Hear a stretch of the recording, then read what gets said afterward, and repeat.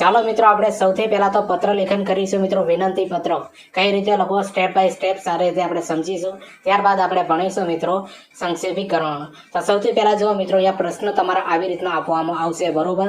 મારી શાળા પાસે ફેરીઓ ઉગાડી અને વાસી ખાદ્ય ચીજો વેચે છે, બરોબર. યાદ રાખજો, આવો એક પ્રશ્ન છે મિત્રો. મારી શાળા પાસે ફેરીઓ ઉગાડી અને વાસી ખાદ્ય ચીજો વેચે છે, તે બંધ કરવા જરૂરી પગલાં લેવાની વિનંતી કરતો પત્ર યોગ્ય અધિકારીને લખવાનો છે મિત્રો. આટલો ક્વેશ્ચન તમારી પરીક્ષાના અંદર આવવા પૂછાશે મિત્રો. જોઈ લો, ફરીથી ક્વેશ્ચન વાંચું છું, બરોબર. મારી શાળા પાસે ફેરીઓ ઉગાડી અને વાસી ખાદ્ય ચીજો વેચે છે, તે બંધ કરવા જરૂરી પગલાં લેવાની વિનંતી કરતો પત્ર યોગ્ય અધિકારીને લખવાનો છે. હવે તમારા માટે મિત્રો મહત્વની બાબતો જો મિત્રો કાઉન્સના અંદર મેં આપેલી છે. પ્રશ્ન તમને આટલો જ આવશે, બરોબર. કાઉન્સના અંદર આપેલી બાબત નહીં આવે. તો મેં અહીંયા લખી છે, જો વિનંતી પત્ર જે છે મિત્રો એને ઔપચારિક પત્ર કહેવાય છે. અને ઔપચારિક પત્રના અંદર જો મિત્રો સરનામું અને વિષય ફરજિયાત લખવાનો હોય છે. આ બાબત મહત્વની છે મિત્રો, યાદ રાખી લેજો. પત્ર જોઈને તમને ખબર પડી જવી જોઈએ કે ઔપચારિક પત્ર છે કે અનૌપચારિક પત્ર હોય છે, બરોબર. તો અનૌપચારિક પત્રના અંદર વિષય અને સરનામું આવતું નથી મિત્રો, કારણ કે આપણા સગા સંબંધીઓને લખવાનું હોય છે એટલા માટે. અને ઔપચારિક પત્ર જે હોય છે મિત્રો એ આપણા મિત્રો આપણા કરતા હોદ્દાના અંદર અથવા ઉંમરના અંદર મોટા હોય એવા વ્યક્તિઓને લખવાનું હોય છે. એટલા માટે મિત્રો આપણે આના અંદર વિષય પણ લખવાનો હોય છે અને સરનામું પણ લખવાનું હોય છે. એ સરકારી પત્રો કહેવાય મિત્રો, ઔપચારિક પત્રો. તો આટલી માહિતી તમારા દિમાગના અંદર ફિટ કરી દેજો. તો ચાલો મિત્રો આપણે પત્ર લેખન કરતી પહેલા સૌથી પહેલા મહત્વની બાબત આપણે જાણી લઈએ છીએ. સૌથી પહેલું એ છે મિત્રો કે લેખનના અંદર એકરૂપતા જળવાઈ રહેવી જોઈએ, બરોબર. આડું અબડું લખવાનું નથી, ઉપરની લીટીને ગુજરાતી અડાડીને લખવાનું હોય છે, બરોબર. યાદ રાખી દેજો. અથવા તમે નીચેની લીટીને અડાડીને પણ લખી શકો છો. યોગ્ય વિરામ ચિહ્નોનો ઉપયોગ કરો, જોડણીની ભૂલો ન કરો, છેકછાક ન કરો, બરોબર. જે તમે વાક્ય લખો છો મિત્રો, બરોબર, જે મુદ્દાઓ લખો છો એના અંદર યોગ્ય વિરામ ચિહ્નોનો ઉપયોગ કરવાનો છે. છેકછાક કરવાનું નથી, જોડણીની ભૂલો કરવાની નથી. જો તમારાથી મિત્રો ભૂલો થતી હોય તો 2 થી 3 કલાક દિવસના અંદર લખવાનું રાખજો, કે જેથી કરીને તમારી ભૂલો ઓછી થઈ જાય. આ બધી બાબતો મહત્વની યાદ રાખજો. સૌથી મહત્વની બાબત એ છે મિત્રો તમારે જાણવી ખૂબ જરૂરી છે, બરોબર. પત્ર લેખનના અંદર કોઈ પણ જગ્યા પર પોતાનું નામ અથવા પોતાનું સરનામું, મોબાઈલ નંબર કશું જ મિત્રો લખવાનું નથી, બરોબર. તમને જો પ્રશ્નના અંદર નામ સરનામું આપ્યું હોય એ તમારે લખવાનું. જો ના આપ્યું હોય મિત્રો તો કક્કાના મૂળાક્ષર હોય ને મિત્રો એ રીતે તમે નામ બનાવીને લખી શકો છો, જે આગળ આપણે પત્ર લેખનના અંદર સમજીએ. આ બધી મહત્વની બાબતો છે, સમજવાની જરૂરી છે, બરોબર. હવે ચાલો મિત્રો આપણે પત્ર લેખન ચાલુ કરી દઈએ, બરોબર.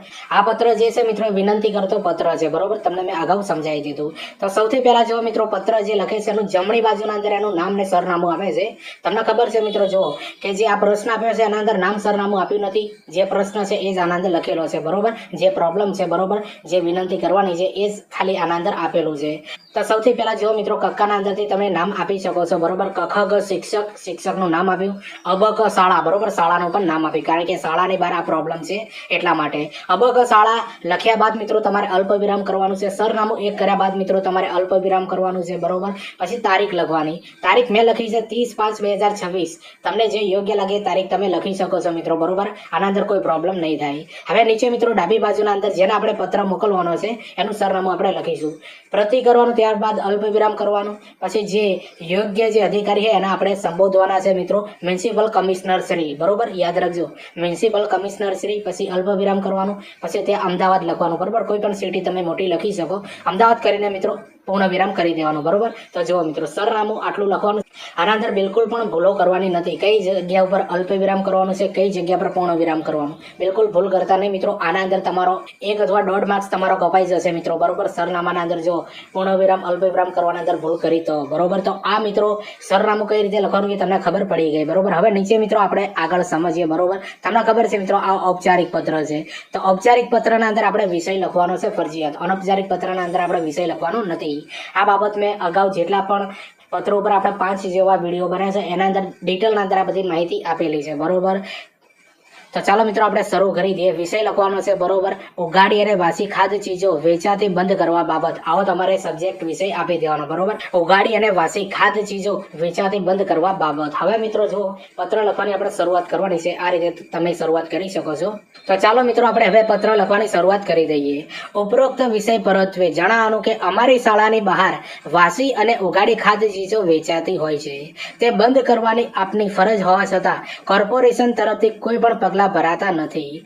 શાળાના નિર્દોષ બાળકો આવી માખીઓ અને ભણતી ઉગાડી અને વાસી ચીજો ખરીદવા લલચાય છે. પરિણામે તેઓનું સ્વાસ્થ્ય જોખમાય છે.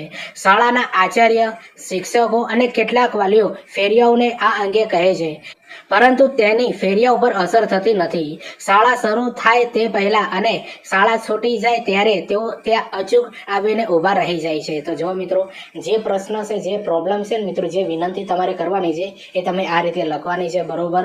ત્યારબાદ મિત્રો તમારે જે અધ્યક્ષશ્રી છે એને તમે અપીલ કરી શકો છો. મિત્રો, આપશ્રીને નમ્ર વિનંતી છે કે આપશ્રી તાત્કાલિક આવા ફેરિયાઓ સામે કડક પગલાં લઈ તેઓને શાળા પાસે ચીજ વસ્તુઓ વેચતા બંધ કરશો જી, બરોબર. આવી રીતે તમે પહેલા પ્રશ્ન જણાવવાનો, ત્યારબાદ તમે મિત્રો યોગ્ય અધિકારીને તમે આવી રીતે અપીલ કરી શકો છો, બરોબર, વિનંતી કરી શકો છો. ફરીથી જો મિત્રો, આપશ્રીને નમ્ર વિનંતી છે કે આપશ્રી તાત્કાલિક આવા ફેરિયાઓ સામે કડક પગલાં લઈ તેઓને શાળા પાસે ચીજ વસ્તુઓ વેચતા બંધ કરશો જી. પછી નીચે લખવાનું, આશા છે કે આપશ્રી અમારી ફરિયાદને અગ્રતા આપશો, બરોબર. આટલું લખ્યા બાદ મિત્રો જે ઉપર નામ આપ્યું હતું આપનો વિશ્વાસો કરીને કખગ શિક્ષક એવી રીતે નામ આપવાનું. તો જો મિત્રો, સરસ મજાનો વિનંતી કરતા પત્ર છે, બરોબર. પત્ર તમારે એક પેજના અંદર પૂરો કરી દેવાનો મિત્રો. પાછળ એકાદ બે લીટીઓ વધે તો કશો વાંધો નથી, બરોબર, પણ 10 માર્ક્સના અંદર એક પેજના અંદર તમારે પત્ર પૂરો કરી દેવાનો રહેશે. આ તમને જુઓ મિત્રો, સંક્ષેપીકરણના અંદર કઈ રીતે લખવાનું, બરોબર, ચર્ચા પત્રના અંદર કઈ રીતે લખવાનું, પત્ર લેખનના અંદર કઈ રીતે લખવાનું, બરોબર, અને નિબંધ લેખનના અંદર આ જેટલા પણ છે મિત્રો, ચર્ચા પત્ર, નિબંધ લેખન અને પત્ર લેખન, આના અંદર કેટલા પેજના અંદર લખવાનું છે મેં દરેક વિડીયોના અંદર જણાવ્યું છે, બરોબર, કે જેથી કરીને તમને સારી એવી હેલ્પ મળી જાય. તો જો મિત્રો, આ પત્ર તમને કેવો લાગ્યો એ કોમેન્ટ કરીને જરૂરથી જણાવજો. ચેનલ ઉપર નવા હો તો ચેનલને પણ સબસ્ક્રાઇબ કરી દેજો. હવે તમારા માટે મિત્રો મહત્વની બાબત એ છે, તમને ખબર છે મિત્રો, ટાટ એસ અને ટાટ એચએસ મેન્સ માટે આપણે જેટલા પણ વિડીયો બનાવ્યા છે એ બધાની પીડીએફ બનાવી છે, કે જેથી કરીને તમે સારી રીતે લખાણ કરી શકો અને લખવાની તમને પ્રેક્ટિસ થાય અને સારી રીતે તમને આ બધી વસ્તુઓ કઈ રીતે લખવી એ તમને ખબર પડે. તો એના માટે મિત્રો આપણે સ્પેશિયલ પીડીએફ બનાવી છે, બરોબર. માત્ર 100 રૂપિયાના અંદર તમે આ પીડીએફ લઈ લેજો. લિમિટેડ ટાઈમના અંદર છે મિત્રો આ ઓફર, બરોબર, એટલે વહેલા સરતે આ પીડીએફ લઈ લેજો. હવે જો મિત્રો, આપણે વિનંતી પત્ર સારી રીતે ઉપર સમજી ગયા. હવે આપણે સંક્ષેપીકરણ કરવાના છે, બરોબર, જે તમારી પરીક્ષાના અંદર 10 ગુણના અંદર પૂછાશે. તો સૌથી પહેલા જો મિત્રો, સંક્ષેપીકરણ માટે ધ્યાનમાં રાખવાના મુદ્દા, આ બધી બાબતો તમારે ધ્યાનના અંદર રાખવાની છે સંક્ષેપીકરણ કરતા પહેલા, કે જેથી કરીને તમને 10 માર્ક્સ રોકડા મળી જાય. સંક્ષેપીકરણ એટલે ભાષાનો કરકસર ભર્યો ઉપયોગ, બરોબર, યાદ રાખી લેજો. જરૂરી હોય તો નિપાત કે સંયોજક પણ ન વાપરવા, તે કરકસર છે, બરોબર. આને મિત્રો સંક્ષેપીકરણ કહેવાય છે. હવે મહત્વની બાબત આપણે સમજીએ કે આપેલો ફકરો જે હોય ને મિત્રો, સંક્ષેપીકરણ કરવાનું એને 2 થી 3 વાર વાંચી લેવાનું. આ મહત્વની બાબતો છે, ધ્યાનમાં રાખજો મિત્રો, પરીક્ષાના ટાઈમ પર તમને આ બધું કામ આવશે. ત્યારબાદ મિત્રો, આપેલા ફકરાનો કેન્દ્રીય વિચારે ઓળખો, બરોબર, તો ફકરો શું કહેવા માંગે છે એ વસ્તુને તમે સમજો મિત્રો. રફ પેજના અંદર સંક્ષેપીકરણ કરો, બરોબર. જો તમને જે પુરવણી મળશે ને પાછળ રફ પેજ પણ હશે.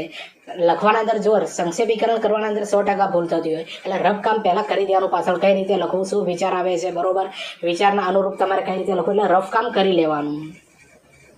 ત્યારબાદ મિત્રો ફરીથી ફકરો વાંચો અને ખૂટતી વિગતો રફમાં એડ કરો, બરોબર. પછી ફરીથી તમારે એ ફકરો વાંચવાનો છે અને વચમાં જે ખૂટતું હોય એ બાબતો તમારે લખી દેવાની ફરીથી. રફ પેજમાં લખતા સળંગ અને ક્રમિક હોવું જોઈએ, બરોબર.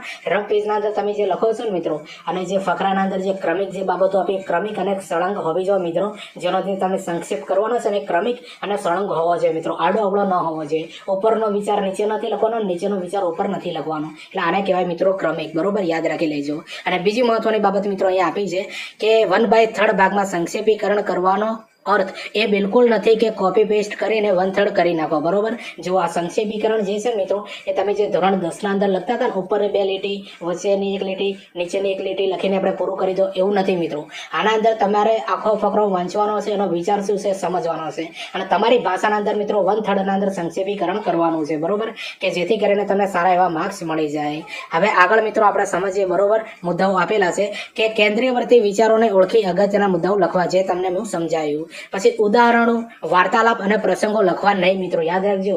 આના અંદર તમારો ફક્ત વિચાર લખવાનો છે, ઉદાહરણો બિલકુલ લખવાના નથી, લાંબો મિત્રો વાર્તાલાપ પણ આના અંદર કરવાનો નથી મિત્રો, પ્રસંગો પણ લખવાના નથી. અને શીર્ષક અવશ્ય આપવાનું, બરોબર. શીર્ષક આપવાનું મિત્રો, શીર્ષક તમે ઉપર પણ આપી શકો છો, અથવા તમે જે સંક્ષેપ કરી છે એના નીચે પણ તમે શીર્ષક આપી શકો છો, કશો વાંધો નથી, બરોબર, પણ શીર્ષક આપવું ફરજિયાત છે. આ બધી બાબતો મિત્રો સંક્ષેપીકરણ કરતા પહેલા તમારે યાદ રાખવાની, કે જેથી કરીને તમને સારા એવા માર્ક્સ મળે.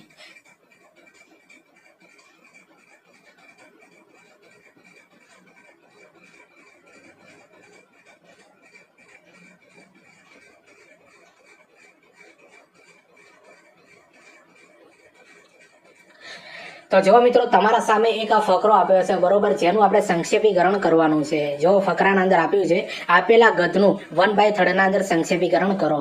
તો ફકરો ચાલો મિત્રો આપણે સારી રીતે સમજીએ અને વાંચીએ બરોબર. તો પુસ્તક આધુનિક માનવીને આનંદ આપનાર સૌથી શ્રેષ્ઠ સાધન છે. તેનો આનંદ અનેરો હોય છે. પુસ્તકની પ્રશસ્તિ કરીએ એટલે ઓછી, બરોબર, યાદ રાખજો, પુસ્તકની પ્રશસ્તિ કરીએ એટલી ઓછી છે. માણસને એની સાથે એવી મોહબ્બત છે કે પુસ્તક સાથે તે હસે છે, રડે છે, ઉદાસ થઈ જાય છે, આનંદ આપે છે, આનંદ પામે છે. પુસ્તકની હાજરીમાં પોતાની જાત સાથે વાતો કરવા લાગે છે અને પોતાની જાતને ક્યારેક તો માત્ર પુસ્તક પાસે ખુલ્લી કરે છે. પુસ્તક માનવીને માટે દિલોજાન દોસ્ત છે. પુસ્તક એક વિસ્મયકારક વસ્તુ છે. તેને ભૌતિક શરીર હોય છે અને તેને આત્મા પણ હોય છે. વિચારો, લાગણીઓ, ધબકાર, જ્ઞાન, માહિતી કઈ કેટલીય સંયોજિત થઈને તેમાંથી પુસ્તક બને છે. તેની સાથે તમે વાતો કરી શકો છો, સફર કરી શકો છો. પુસ્તક એક જાદુઈ દીવો છે. દીવાની પાસે એકલા બેઠા હોઈએ અને સાથે પુસ્તક હોય એના જેવો આનંદ દુનિયામાં એકેય નથી. બરોબર. તો જો મિત્રો આ જે આખો ફકરો આપણે વાંચ્યો જેના અંદર પુસ્તકની વાત કરેલી છે બરોબર. પુસ્તક તમારા જીવન સાથે કઈ રીતે સંકળાયેલું છે બરોબર, તમને જીવનના અંદર કઈ રીતે ઉપયોગી થાય છે અને પુસ્તક આપણા મિત્રો કઈ રીતે છે એ બાબત આપણે આના અંદર સમજી ગયા હશો બરોબર. તો હવે જો મિત્રો આ ફકરાનો જે ભાવાર્થ છે ને, આ ફકરો જે છે ને મિત્રો મહમદ માંકડે લખેલો છે બરોબર. હવે મિત્રો જો આપણે નીચે સંક્ષેપીકરણ કરીએ બરોબર, સંક્ષેપ કરીએ છીએ. એના પહેલા મેં તમને કીધું હતું એ તમે શીર્ષક ઉપર પણ આપી શકો છો અથવા નીચે પણ આપી શકો છો, કશો વાંધો નથી. તો સૌથી પહેલા મિત્રો જો શીર્ષક આપી દેવાનો, એનો માર્ક્સ તમને મળશે બરોબર. તો શીર્ષક એ છે મિત્રો પુસ્તક એક જાદુઈ દીવો, બરોબર, યાદ રાખજો, પુસ્તક એક જાદુઈ દીવો. તો જે આપણે ફકરો વાંચ્યો છે એના અંદર મિત્રો આપણે જે મહત્વની બાબત સમજ્યા છે ને એને 1/3 ના અંદર લખવાની છે. તો સંક્ષેપ કરવાનું મિત્રો, જો આપણે જે ફકરો છે એનો આપણે સંક્ષેપ કર્યું છે આ રીતે તમે જોઈ લો. પુસ્તક આધુનિક માનવીને આનંદ આપનાર અને સૌથી શ્રેષ્ઠ સાધન છે. પુસ્તક માનવીને માટે દિલોજાન દોસ્ત છે. વિચારો, લાગણીઓ, ધબકાર, જ્ઞાન, માહિતી વગેરેના સંયોજનથી પુસ્તક બને છે. પુસ્તક એક જાદુઈ દીવો છે. દીવાની જેમ પુસ્તક જ્ઞાનરૂપી ઉર્જા પાથરે છે અને આનંદ આપે છે. તો જો મિત્રો આજે આખા ફકરાનો આપણે ભાવાર્થ છે મિત્રો આ રીતે આપણે લખી શકીએ છીએ. મિત્રો આ વિડીયોના અંદર આજે આપણે પત્ર લેખન કઈ રીતે કરવું બરોબર અને સંક્ષેપીકરણ કઈ રીતે કરવું એ બંને બાબતો આપણે સારી રીતે સમજ્યા છીએ, જે તમારી પરીક્ષાના અંદર 20 ગુણના અંદર પૂછાશે મિત્રો.